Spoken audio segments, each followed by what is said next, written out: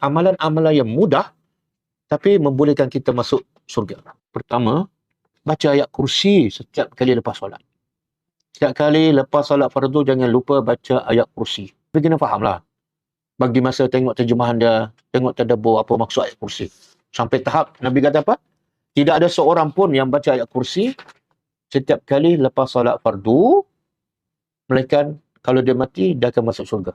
Yang kedua, baca sayyidul istighfar. Allahumma anta rabbi. Apa tak? Dia panggil penghulu kepada istighfar. Allahumma anta rabbi, la ilaha illa anta, khalaqtani wa ana abduka. Boleh Google, tengok terjemah dah hafal. Bila baca ni, Nabi kata siapa yang baca waktu pagi, dengan penuh keyakinan, tengah hari mati, masuk surga. Siapa baca zikir pagi petang, mesti ada ni. Jadi Nabi kata apa? Siapa baca sayyidul istighfar, Allahumma anta rabbi, waktu pagi, dengan penuh keyakinan.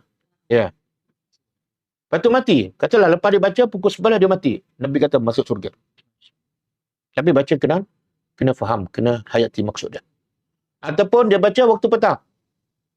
Sayyidul istighfar juga. Lepas tu lepas maghrib dia mati. Nabi kata masuk surga. Yang ketiga, jangan lupa baca doa setiap kali lepas wuduk. Nabi kata apa?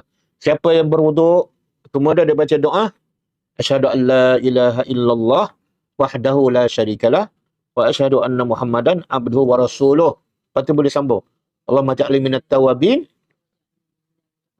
Maka apa kelebihannya? Dibuka untuknya mana-mana pintu syurga yang 8. Dia boleh masuk mana-mana pintu syurga. Ya Allah, ruginya tak baca doa. 4. Mudah-mudah je.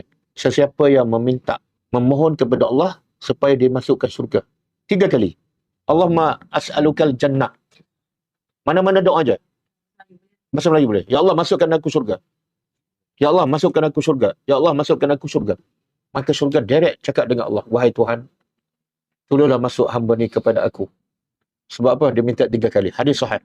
Dan dia minta berlindung daripada neraka juga 3 kali. Apa dia doa minta berlindung daripada neraka? Allahumma ajirni minan nar. Rabbana atina fid dunya hasanah wa fil akhirati hasanah wa qina azabannar. Itu sama. 3 kali. Maka neraka akan berkata kepada Allah, wahai Tuhan, tolonglah jangan masukkan si fulan kepada aku. Sebab dia minta berlindung kepada engkau 3 kali. Hadis sahih. Tengok. Rahmat Allah.